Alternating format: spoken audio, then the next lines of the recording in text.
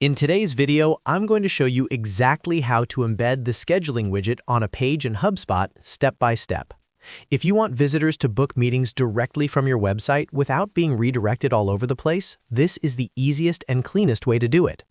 Whether you're in sales, marketing, or running a business, embedding your HubSpot meeting scheduler directly onto a page can dramatically increase conversions and make booking calls effortless for your prospects. I'll walk you through everything from finding your meeting link to adding the embed code and publishing the page correctly. And if this tutorial helps you out, make sure to hit that like button and subscribe to the channel for more simple HubSpot tutorials just like this. Let's jump right in. The first thing we need to do is grab the embed code from the HubSpot Meetings tool. Start by logging into your HubSpot account. Once you're inside the dashboard, go to the top navigation menu and click on Sales.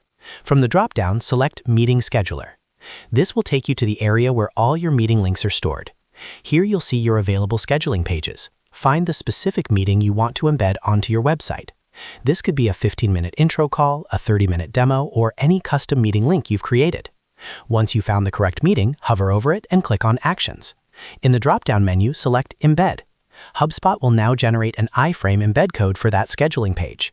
This is the code that allows the meeting widget to appear directly on your website.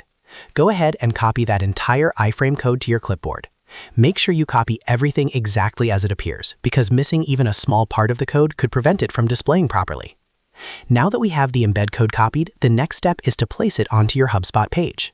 In your main HubSpot navigation, go to Content and then click on Website Pages. This will show you all the pages on your site. Find the page where you want the scheduling widget to appear and click Edit. Once the page editor opens, you'll need to add a module that allows custom content. You can either use a rich text module or a custom HTML module depending on your theme and layout.